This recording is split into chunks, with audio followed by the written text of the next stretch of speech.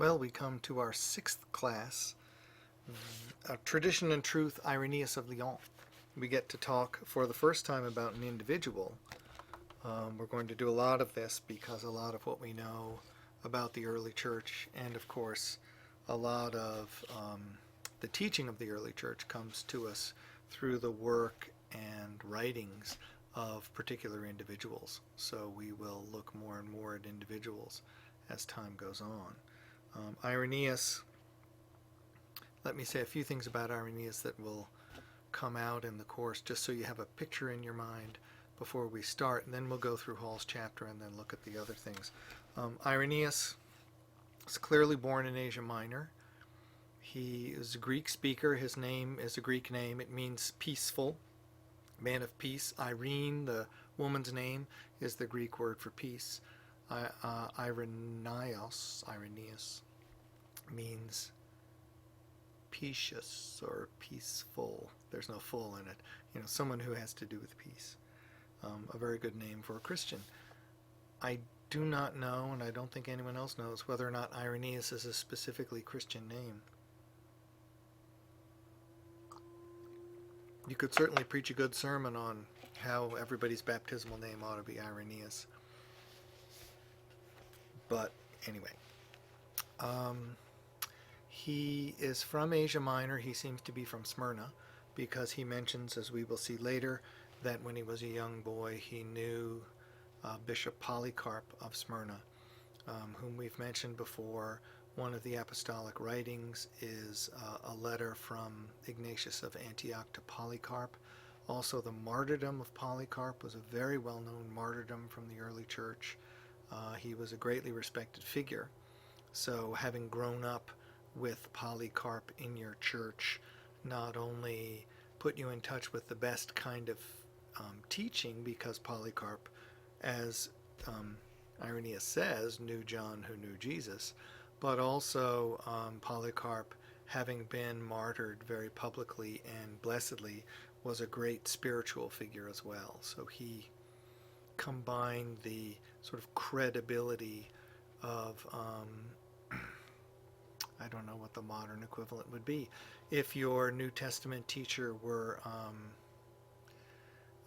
N.T. Wright and your sponsor at baptism were Mother Teresa, you'd be coming in with a lot of credibility, and that's the way Irenaeus is too. He seems, certainly at some point after his childhood, we do not know when, he moves from Asia Minor to southern France, southern Gaul, which at that point was mostly Greek-speaking, to Lyons. Lugdunum was its Latin name, which was a big city in southern France.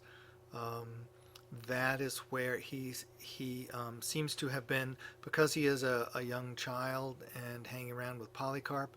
He also may well be the first person we've come in contact with who was a lifelong Christian. There's no sign or hint of him being converted. He seems to have been raised in the church. But he comes as an adult to southern France, apparently for business. There was a lot of trade from Gaul to the east, and it's very likely that he was involved with that. That's what a lot of the people in Lyons did. It would also, of course, explain why he could read and write so well. He is also the first author of a major theological work, his 5-book work Against Heresies, Adversus Haeresis, which survives not in its original Greek, just fragments of original Greek. There's more Latin than there is Greek, and as Hall says, there's a complete Armenian version. And that is his major work, and it's the first big-scale theological work we have from the early church that survives. It deals with everything. It's written. At some point, everyone who's serious about knowing about the early church should read Irenaeus's Against Heresies. The problem is, it's a book against heresies, by which he's mostly interested in different forms of Gnosticism. And so what Irenaeus mostly does in this book, in this work, is to describe Gnostic writings and sometimes practice, but usually it's just the teachings he's interested in. He clearly has access to a lot of Gnostic writings, which is very interesting in itself. It gives us good reason for thinking that there were active Gnostic groups in Lyons. There may well have been active Gnostic groups in Asia Minor. It would make sense in both those cases because they were part of the Greek world and they were educated people around. Irenaeus goes through these different writings, describing what they contain and then trying to describe what he thinks is wrong with what they teach and what the proper Orthodox Christian response is. If the Gnostics say this, then what does the Orthodox Church say in counterpoint to it, or what does it say with regard to the same question, or what does it say that proves that this can't be true? It's a polemical work. That is, it's a work written, a hostile argument against something, and it mostly contains floods and floods of Gnostic material. Now, it's interesting to note, by the way, that until the discovery of the Nag Hammadi documents in 1948, about the same time as the Dead Sea Scrolls, and in terms of our knowledge of the early church, much more important than the Dead Sea Scrolls. Until that point, most of the writings to which Irenaeus referred were not known, had not survived outside of whatever we get from his works. And there were a large number of scholars of the early church who argued strongly that Irenaeus, because it is a polemical work after all, that Irenaeus was misrepresenting them on purpose and making their ideas seem crazy and disorganized and absurd, so that, in order to make the church look better, his idea of the church look better in contrast. When the Nag Hammadi documents were discovered and a number of the things that he's talking about specifically were exhumed, now it's possible for people to make translations of Irenaeus's Against Heresies much more intelligently, because we know we can make distinctions between when he's paraphrasing and when he's quoting something to a certain degree. I mean, we don't have everything that he talks about. But it also reveals to us that he's, as far as we can tell, he's actually being very honest in what he reports the Gnostics said. The Gnostics did teach a lot of disorganized stuff that sounds very strange to us.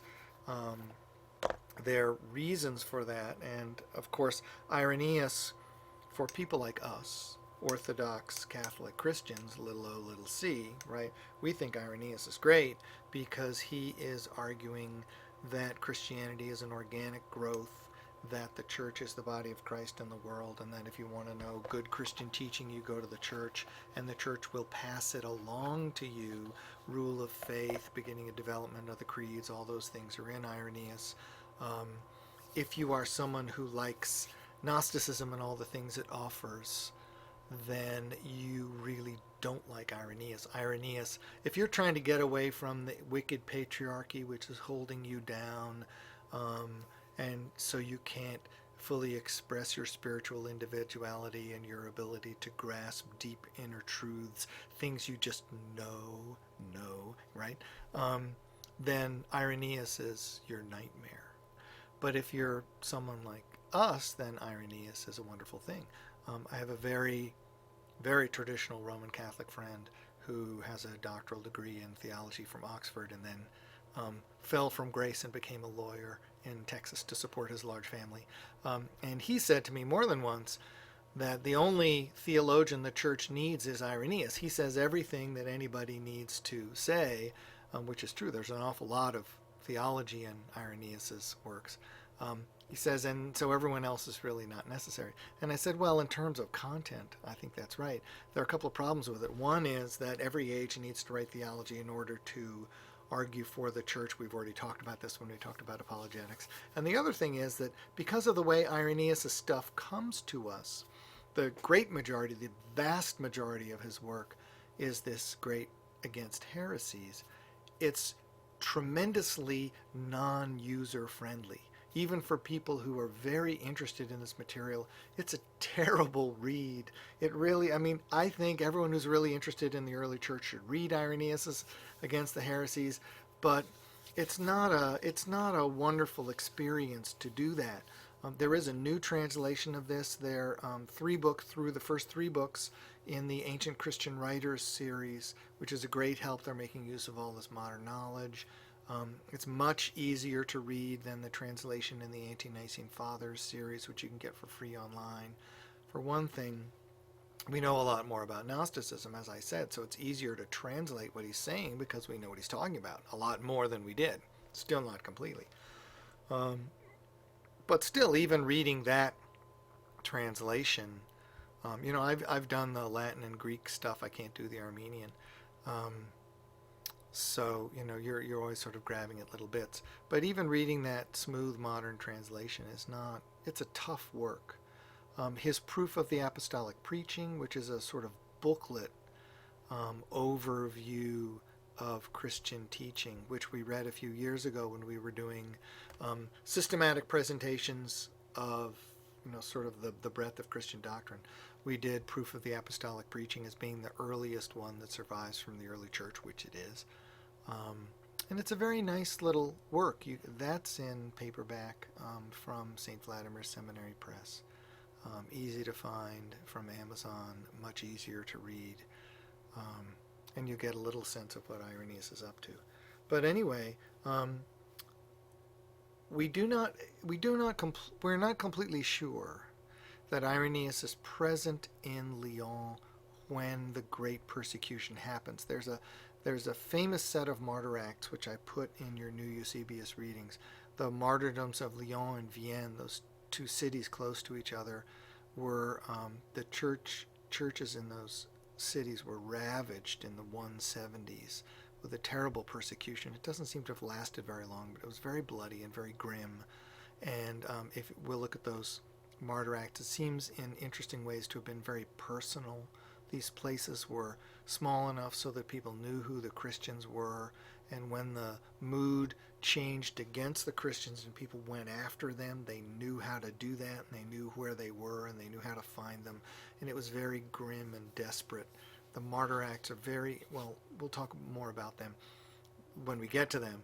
They're very interesting because they're clearly coming out of the community that was ravaged by this, and so it's in the same way that the persecution is personal, the martyr acts are kind of a personal witness to the horrible things that happened to people whom the writer or writers knew and loved. In an age when we're aware again of the fact that Christians are always persecuted. And that's something worth knowing. The church is not always persecuted everywhere, but the church is always persecuted somewhere in history. There's never been a moment in history when the church was not being persecuted somewhere or oppressed somewhere.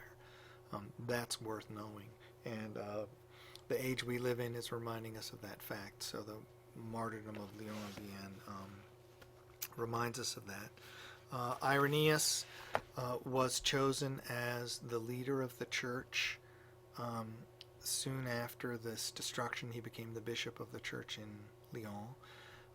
He served for at least 10 years, it seems. Most of his writings seem to come from the 180s, which would last until 12 or 13 years after, probably 12 years after this bad persecution. We don't know how long he lasts. There's record of some letters he wrote. He did write to the church in Rome. He seems to have visited Rome on his way, done some traveling. He wrote the Proof of the Apostolic Preaching, as we know, and this Massive Against Heresies, which seems to have come out of his concern for the faithful in the church being drawn away by the attractions of Gnosticism. And so he wrote against that to try to keep them back. Irenaeus, it's interesting, Irenaeus's work, especially the Against Heresies, is very confusing to me, at least, to read, but he clearly has a very clear and well-developed theological sense. The fifth book of the Against Heresies is the closest he comes to really having a a section in it when he's expressing his understanding of Christianity as opposed to talking about what's wrong with somebody else's. And so the fifth book is the easiest one to read. It has the most sort of things that people quote from. And it's clear that he knows exactly what he thinks and exactly what he's trying to say.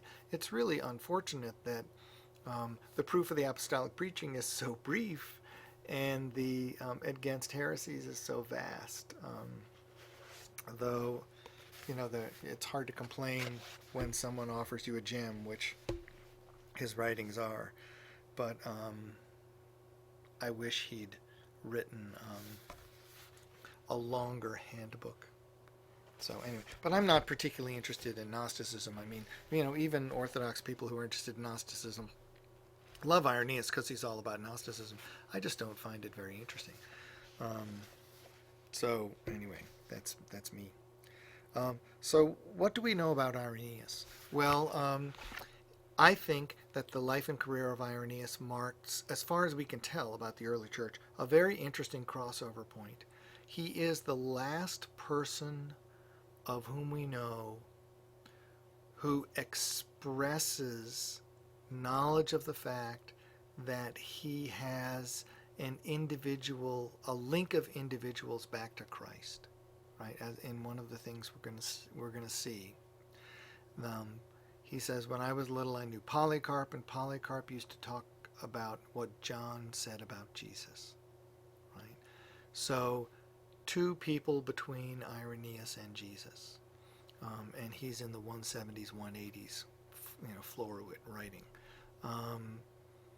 He's the latest person for whom we know that fact, and he's also the first person who writes a big scale, what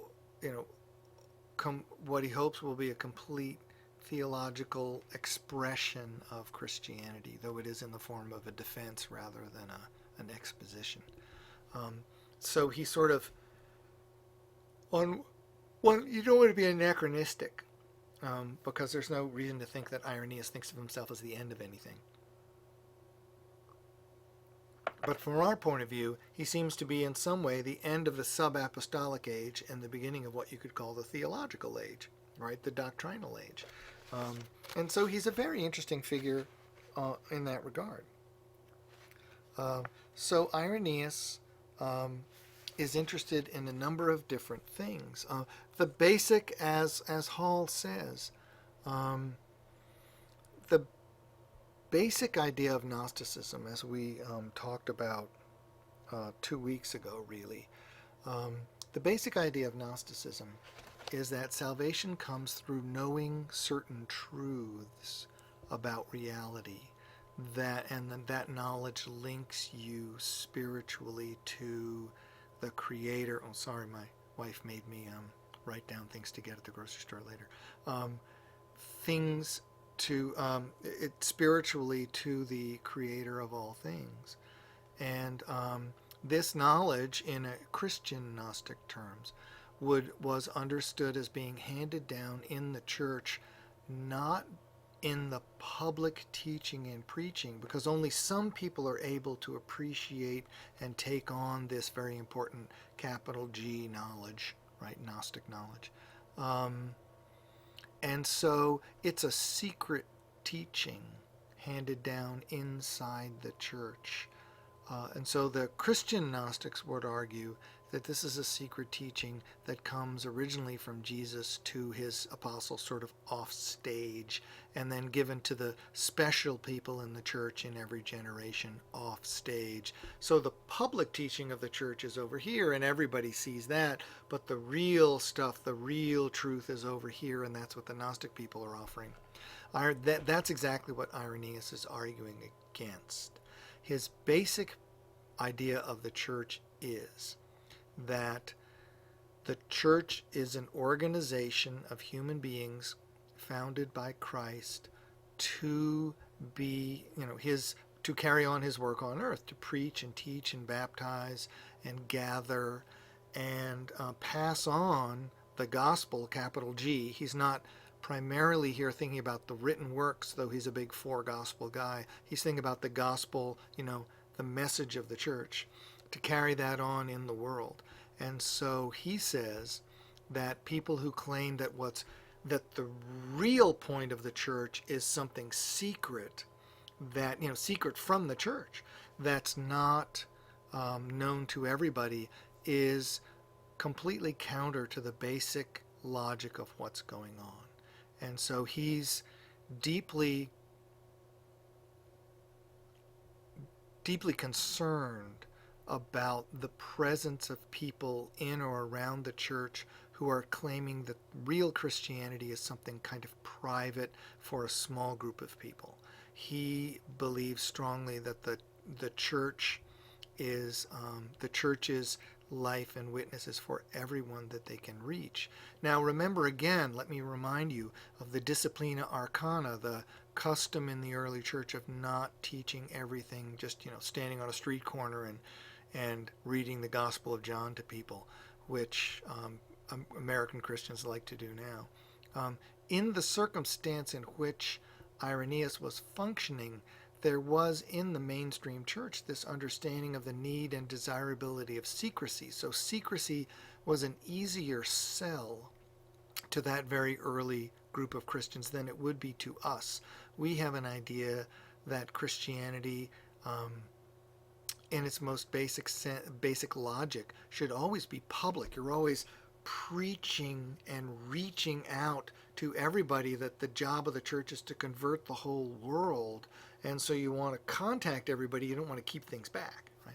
But the church as a whole was keeping things back, to its members at that time. So it is worth remembering that the whole question of secret versus public, is not just to the world or in the church, but the question of what does the church itself properly keep to itself and not even offer to people who are studying for baptism, who are catechumens. So it's a different kind of question for them than it would be for us. But still, Irenaeus says the church is created is a group of people left by Jesus to carry on his work in the world, and that the church's function is to do what Jesus did. So the teaching that he gives to the apostles, who then give it to the church, is the teaching that the church is supposed to put forward. So he says, if you want to know what the church teaches, you look to the church, to the people who are closest to the apostles, to the people who are in the places where people know the most about Jesus. Remember again, Irenaeus is growing up in Smyrna. He's got Polycarp the great saint as his bishop. Polycarp remembers John telling him when he was a little boy about Jesus. So this idea of, it's connected logically and historically to ideas like our idea of apostolic succession. But you have to understand that, for me, born and raised in New England, 19 and a half centuries after Jesus, apostolic succession is a kind of abstraction that comes thousands of miles around the globe and through many different countries and many different centuries. To me, I believe in it. I think it's a true thing, and I think it's one of the important characteristics of the church, but it's not immediate and personal to me the way it was definitely immediate and personal to Irenaeus. When Irenaeus talks this way about the church, he's not only talking about the church with a capital C, like out there, he's talking about his particular experience of being taught by someone who's in this stream when he was a little boy, so that he grew up hearing Polycarp talk about the apostles, and he knew some of them. It's also very important for us to remember that, because you need always to, Irenaeus is very early, and you need always not to make the fatal understanding error of saying, oh, Irenaeus is thinking what I'm thinking, and he's saying what I say if I get up in a confirmation class and talk about apostolic succession, because it's a very different circumstance, and we need to remember that. But there is no question that Irenaeus believes that if you want to know what Christian teaching is, you want to go to the church, and that the locations where you can be the most certain of finding the real church, right, are those where the community is led by people who are connected backward to the apostles, because then you know where they're getting their teaching from, right? If Irenaeus is the prototype of the guy who would be very concerned if someone showed up and said, "Hi, I'm Bob the prophet. Bring me in and I'll give you, a week-long revival," and Irenaeus would say, "Wait a sec. Now, where are you coming from? Who taught you? Who baptized you? Let's sit down and have a talk before I unleash you on my laity," right? Irenaeus is the patron saint of people who want to be careful about credentials in the church. And of course, this is partly an expression of the positive side of how he was raised in the church, and partly an expression of the negative side of what he's experiencing with all these weird Gnostic ideas around, and he's trying to protect the people in his church from them. So it's not surprising that these two things come together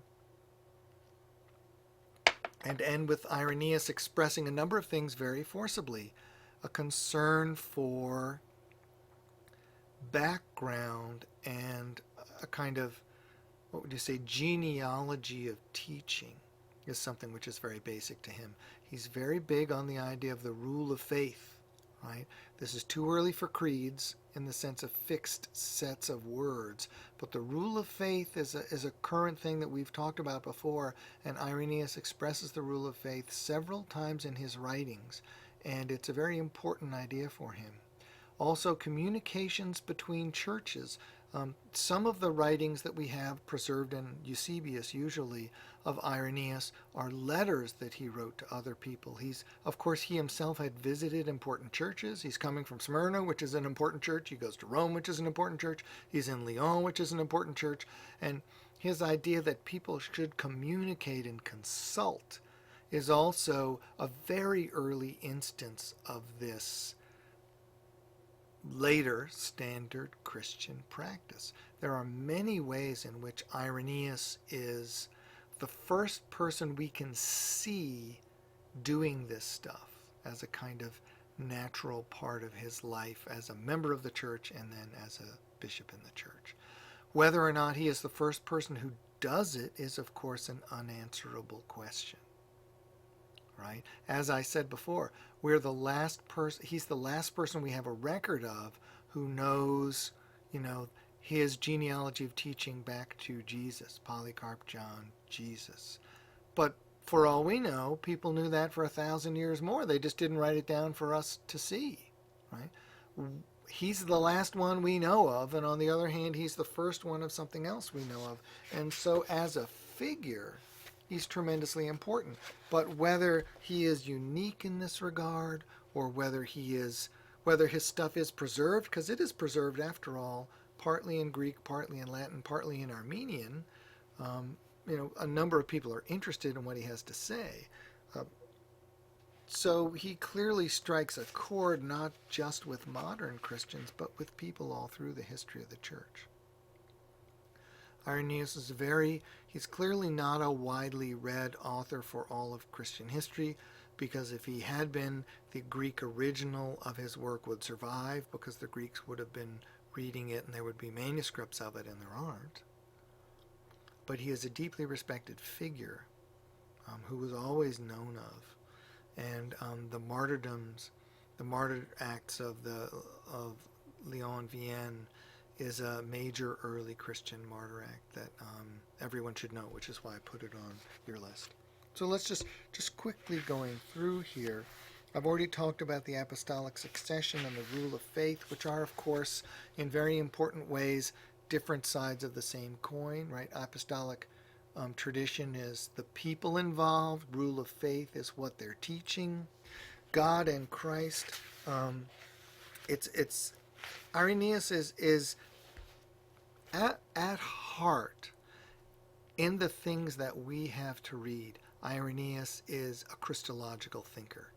He's interested in the primary Christian doctrines that he espouses and that he thinks express the heart of the gospel, are the Incarnation and the Atonement. That's what he's really all about.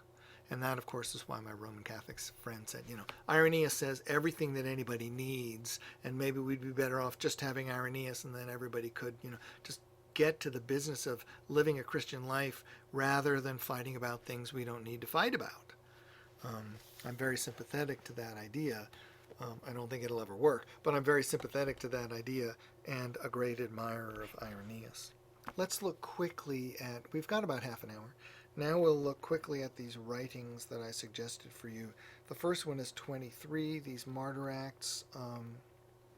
There are a good number of martyr acts in this book.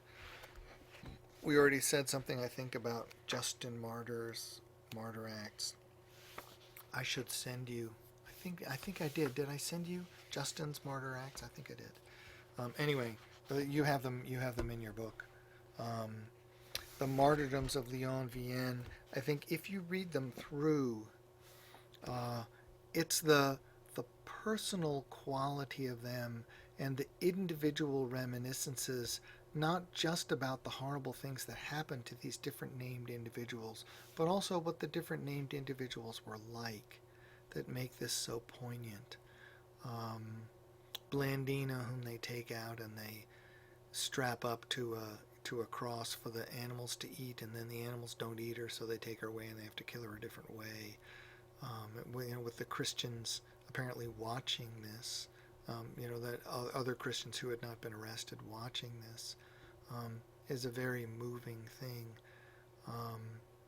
I know, as a matter of fact, from being a classicist, that just as a note, because they throw Christians to the lions, and in the movies the lions always come running out and chomp the Christians. It's worth knowing that in some ways this is even crueler than we think. It required a great deal of training and preparation for the authorities to be able to produce lions and tigers and bears and things that would actually kill the criminals who were being executed that way. Apparently, and we have a certain amount of evidence of this from the ancient sources. Apparently, if you just sort of let lions go, with people bound to stakes, that the lions are very reluctant to approach the people. They don't like that, and of course they're spooked by the crowds and stuff. And so, as a matter of fact, the people who were in charge of these wild animals spent months and months training them to attack the people, and it still didn't even always work.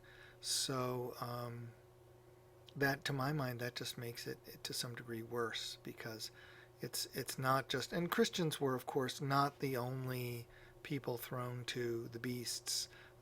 The beasts fought against gladiators, and the beasts also, were given other condemned people. And we know that this is something that really happened. In the James Bond movies, people always, are eaten by the crocodiles, or they fall into the piranha pit or something like that, and they always get, chomped immediately. I think piranha don't require a lot of training, but a lot of these animals don't do this as readily as we might think from the movies. So there's even greater level of grimness about what happens to these poor people than one might think. This martyr act is very interesting, because one of the things it shows us, just in passing, the church in Lyons was clearly made up of people from a number of different places. They're not all local people. Lyons, of course, is a major trade city, so there were always going to be merchants there from other places. Irenaeus is a good example of that. He's not a local person. But it's worth remembering that the cities in Rome, in the Roman Empire, were part of a network that stretched all around the Mediterranean world. And in cities in Spain, you could find people who were from Asia Minor. And in cities in Asia Minor, you could find things like pots and stuff that people had carried there from Spain and from France and Britain. And they find Cornish tin in southern Egypt down by the Sudanese, what's now the Sudanese border, the Nubian border. Right? So things traveled and people traveled all over the world. And the church in Lyons is a witness to that. Interestingly enough, the church is a very international organization.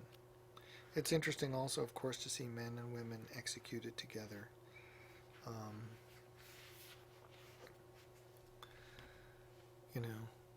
Membership in the church is not sex specific, so suffering for membership in the church is not sex specific either, sadly. Let's look at number 101, Irenaeus' letter to Florinus, which is, it's in the 180s apparently.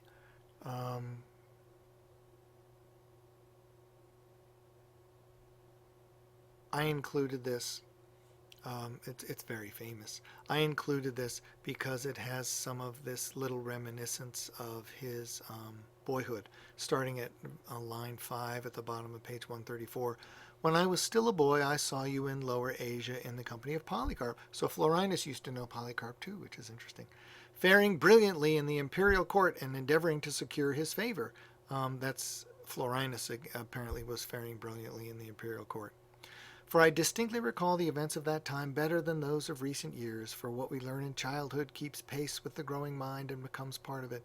Polycarp is martyred about 155. So this is 20 years, 25 years earlier. So if Irenaeus was, 15 then he's 40 when he writes this. We don't know any of these numbers except the distance between them. So I can tell the very place where the blessed Polycarp used to sit as he discoursed, his goings out and his comings in, the character of his life, his bodily appearance. Too bad he doesn't tell us what his bodily appearance was. That would be interesting. The discourses he would address to the people, how he told of his intercourse with John and with the others who had seen the Lord, how he remembered their words and what the things were which he had heard from them concerning the Lord, his mighty works and his teachings, and how Polycarp, as having received them from the eyewitnesses of the life of the Word, related everything in accordance with the Scriptures. So Polycarp taught the Bible, but he also taught them about Jesus and about what people had told him about Jesus. Very personal kind of teaching, which is common in rabbinic schools and also common in among the pagan philosophers. I'm reading about that now for another project. If we turn back to number 93, the rule of faith. This is one of those famous things. This is just at the very beginning of, he's just getting kind of warmed up in the Against Heresies here. This is book 1, section 2. So it's, the 4th page of a 500-page book. For the church, though dispersed throughout the whole world, even to the ends of the earth, has received from the apostles and their disciples this faith, in one God, the Father Almighty, who made the heaven and earth and the seas and all things that are in them, in one Jesus Christ, the Son of God, who became incarnate for our salvation, in the Holy Spirit. Anyways, so on. You notice he's emphasizing the extent of the church, geographical extent of the church, but also the unity of its teaching. And then you get this rule of faith, which is very clearly an ancestor of a creed, a more malleable form of a creed. We know it's malleable because he does this 3 times at least in his writings, and it's always slightly different. In other words, he's remembering teaching points. He's not reciting something. We can recite the creed because we have set words. But he can't recite a creed because they don't have a creed that way yet. They have the rule of faith instead. And the rule of faith is being used for teaching and also being used for argumentation about the nature of the church, which is what he's talking about, ecclesiology, and also the nature of theology. What is theology? Irenaeus thinks it's the expression of the mind of the church, which is the expression of the mind of the apostles, which is the expression of the mind of Christ. That's his understanding. Okay, The traditionals is perpetually revivified in the church. That's number 94, the next one on page 125. Let's see what this is. It has been shown, this is 2 books later, book 3, that the preaching of the church is everywhere consistent and continues in an even course and receives testimony from the prophets, the apostles, and all the disciples, as I have proved, through those in the beginning, the middle, and the end, and through the entire dispensation of God. That well-founded system which tends to man's salvation, namely our faith, which having been received from the church, which must of course mean the, earlier members of the church, we do preserve, and which always by the Spirit of God causes the vessel itself containing it to renew its, the church keeps the teaching alive, and the teaching keeps the church alive. It's very interesting to see these ideas expressed so early in the life of the church. These are things which are, mother's milk to traditional Christians. Of course, people who look to the church as the source of truth and the connection to Jesus, both sacramentally, but also evangelically in terms of gospel preaching. Okay.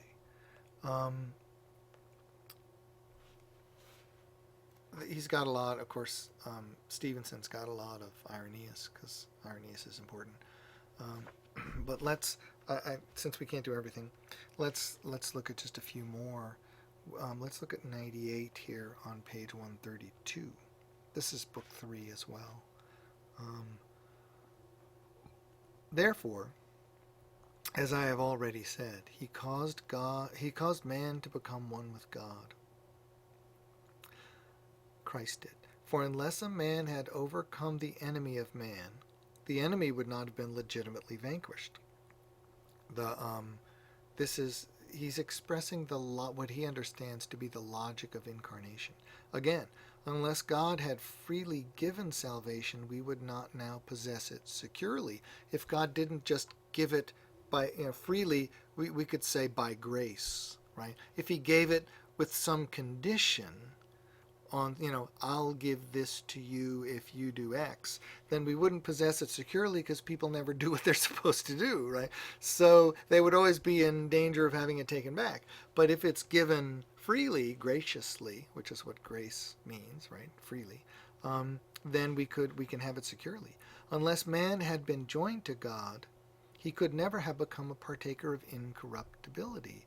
It's the union of the human nature with the divine Son that reintroduces incorruptibility into human nature. For it was incumbent upon the mediator between God and men, that's the incarnate Son, by his relationship to both, being God the Son and having become a human being, to bring both to friendship and concord, agreement and concord, and present man to God while he revealed God to man. For in what way could we be partakers of the adoption of sons, which St. Paul likes to talk about, unless we had received from him through the Son that fellowship which refers to himself, unless his word made flesh had entered into communion with us, wherefore also he passed through every stage of life, restoring to all communion with God. There's a lot of Christology in that. So what do we see here? The estrangement between human beings and God the Father that was caused by sin needs to be bound up again, needs to be healed, and human beings need to be connected again, bound again, united again with God. How is that possible? Well, first of all, it has to come by God's gift. It has to be given by God to human beings. They can't earn it. And it has to be given freely, because if there are any conditions, as I said, it would always be in jeopardy, because human beings, if there's one thing you get from the Bible, it's that human beings never manage to live up to the Lord's hopes for them. And so if there's any way to fail, they'll fail. So it has to get around the pass-fail problem by being given freely. There has to be a connector between God and man in order for there to be a connection between God and man. The only way that God and man can really be connected by a being is for the being to be God, so he can be present with man, but also man, so he can be present with God. It's this union it's this joining to God of man that is going to enable the man, and so therefore human nature that he partakes in, to be reunited with incorruptibility. Once human nature is corrupted, it has to be incorrupted by being joined with God. And that's exactly what the Incarnation is for. And so this very last sentence, he also passed through every stage of life. Irenaeus would argue, and he does argue, that adoptionism, the idea that, Jesus was like a really good guy, and so God at his baptism said, well, he's a really good guy, I'll make him my son. That one of the objections to that, and there are lots of others, one of the objections to that is that would mean that the union of God with human beings only is going to happen at the adult stage, in the latter part of Jesus' life, the last 3 years of his life. So all of the life that he had led up till then would not have been affected by this, right? And the real problem, of course, with human beings is that all of our lives is affected by sin. And that when we're growing up as children, when we're becoming aware of ourselves and our independence from our parents who take care of us, when we're beginning to find our place in the world and figure out what kind of person we're trying to be and how to relate to other people as an individual to an individual, all of those stages of life where so many people go wrong. I have 3 kids in college now, so I think about this a lot, right? All of that stage of life would not have been involved in the Incarnation. So all of that stage of life would not have been joined to God. However, by the babe in Bethlehem being born, God the Son incarnate, the Incarnation happens at conception. So all of the growing in the womb is a union of God and man, right? That which says interesting things about the early Christian understanding of when human life begins. Note, by the way, all of human existence is bound up in the Incarnation, affected by the Incarnation, purified by the Incarnation, and joined to God by the Incarnation. So the entirety of human life is affected and perfected by the Incarnation. That's a tremendously important point, and Irenaeus makes all of this very explicit. As Hall says, we have no idea at all whether or not Irenaeus is the first person to express these ideas. There are a lot of these ideas that are scattered through earlier writings, apologetics and stuff. But of course, remember, as we said last week, apologetics is never going to say everything, because apologetics is at least theoretically aimed at people outside the church. So there's lots of stuff they can't say. For writings like the Against Heresies, which is specifically for people inside the church, trying to keep them inside, Irenaeus can say anything he could say to a Christian audience. So one of the unanswerable questions about Irenaeus is he just expressing in a passage like the one we just looked at something that was widely being preached by well-instructed Christian preachers at the time? And we just don't know. This is too early. We don't have any sermons. Maybe 2nd Clement is a sermon. Maybe the Epistle of Diognetus is a sermon. We don't have collections of sermons this early. The first collections of sermons come in the later 200s with Origen.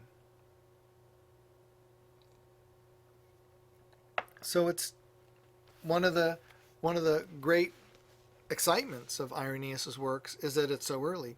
And one of the difficulties always that comes along with stuff that's so early is we don't know exactly how to take it because it stands on its own. I mean, this is a tremendously deep and rich passage of Christian Christology, this number 98. It would be very easy to take this and if you were trying to talk about, say, the consistency of Christian preaching over time, to take this passage and photocopy it, blow it up big so it's a whole page, and then hand it around and say, look, this comes from the 180s, best we can guess, which is 18 plus centuries ago. This is one of the very earliest passages of what you could really call Christology, and it's already got everything in it.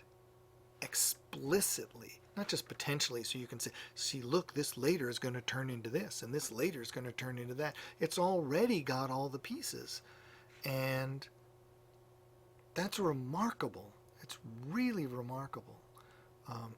Remember, as I said, this is still so early that Irenaeus knows his personal contact all the way back to Jesus. This is really at the beginning of things.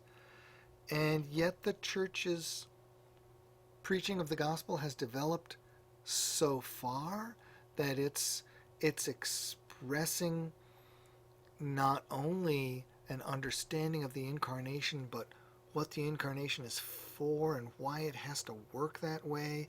And this involves a very particular understanding of the nature of God, and a very particular understanding of the nature of human beings, and a very particular understanding of the effect of sin on human beings, and how that can be healed.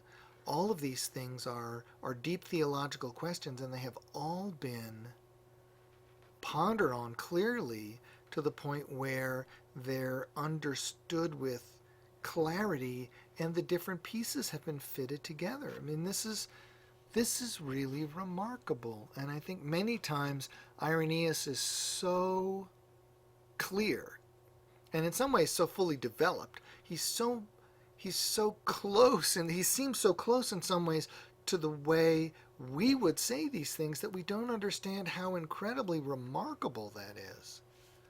Irenaeus is if Irenaeus' works did not survive, no one would imagine that they contained a passage like this. Because people would say, oh, that's just not possible. Nobody's thinking that yet for another couple of hundred years. Right? And it's just not true. And that's worthy of a lot of reflection. Okay, next to last one. Salvation of the flesh. Of course, Irenaeus is arguing against Gnostics, right? Spiritual things are good, physical things are bad, your soul is good, your body's bad. So Gnostics are not only arguing that your flesh isn't going to, your body isn't going to be saved, but also that it shouldn't be saved because it's a bad thing, right? And that's not what Irenaeus thinks. Vain in every respect are they who despise the entire dispensation of God, the whole creation, the way God's arranged things, and disallow the salvation of the flesh, and treat with contempt its regeneration, maintaining it's not capable of incorruption. Physical things can't be incorrupt, so therefore they can't go to heaven because heaven has to be perfection, right? But if this indeed do not attain salvation, then neither did the Lord redeem us with his blood, nor is the cup of the Eucharist the communion of his blood, nor the bread which we break the communion of his body. Right? He says, if you don't believe that the body can be purified and saved, you can't believe in the reality and efficacy of sacraments. Because sacraments, and we talked about this 2 weeks ago, right, with the Gnostic stuff. Sacraments require an understanding that truly spiritual things can happen through the medium of truly physical things. That's why it's so important to continue to insist that the blood of Christ in the cup is still wine and the blood of Christ. The consecrated host on the plate is still bread and the body of Christ. Otherwise, the logic breaks down. To say, no, this is, as Roman Catholic, traditional Roman Catholic piety sometimes does, to say, this is not wine anymore, this is just the blood of Christ, is Gnostic. You're taking out the physical thing and saying, no, only the spiritual is left, and so that's better. And that's not sacramental logic. I know as a fact that modern Roman Catholic sacramental theology, because I used to teach sacramental theology in a Roman Catholic college, modern Roman Catholic sacramental theology is working very hard at trying to get the regular Catholic, the piety of the people in the back pew away from a Gnostic understanding of sacraments back to a sacramental understanding, away from magic and back to religion.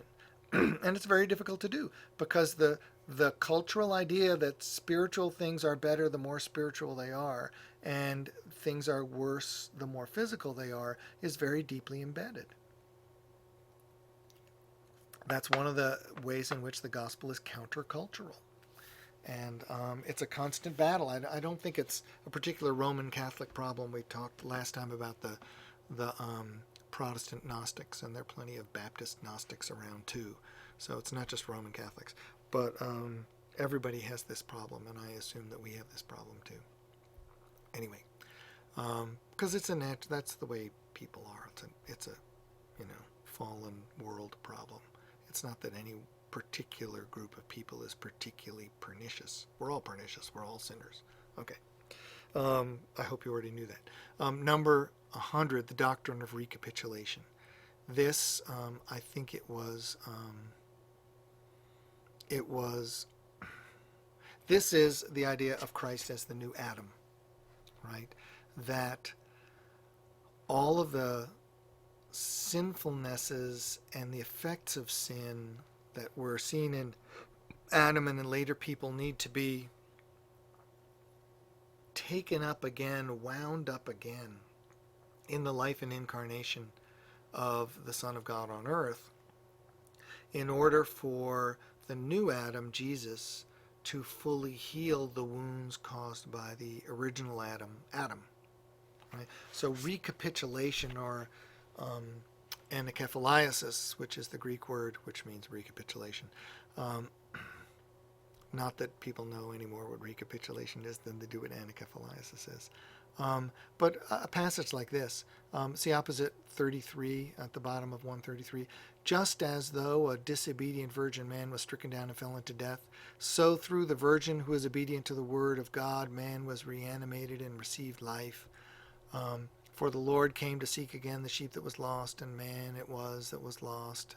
And this is also Mary as the new Eve. Eve fell in the garden. Mary doesn't fall when she's confronted by Gabriel. Adam falls in the garden. Christ does not fall when he's tempted by the devil in the wilderness, and he doesn't fall when he could run away, and he doesn't fall when he's tried, and he doesn't fall and fall away when he's on the cross.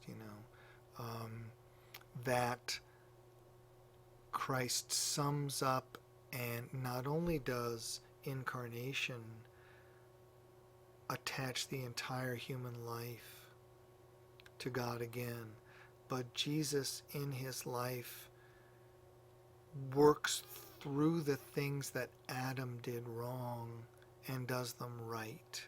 So on the physical world, the human level, the incarnation repairs the ravages of sin in the same way that on a spiritual and cosmic level, the incarnation reunites God with human nature.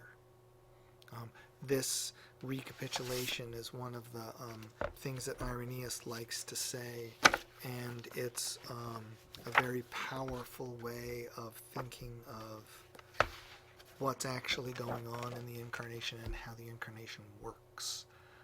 So I commend Irenaeus to you as an author who is well worth your time. I would suggest reading read the Proof of the Apostolic Preaching. Well, first read all the stuff in New Eusebius, then read the Proof of the Apostolic Preaching with the introduction and stuff from the St. Vladimir's Press, and then get the Ancient Christian Writers series. They're up, as I said, 60% of the way through, 3 out of 5 books, which is an introduction, good translation, and lots of notes, which will help you in a lot of ways. And then you'll see what he has to say. Thank you very much. Next week we have Tertullian, the first Latin theologian, Latin language theologian. A tremendous figure, very fun and exciting. I'm looking forward to that, and I hope you are too. Thank you very much for listening.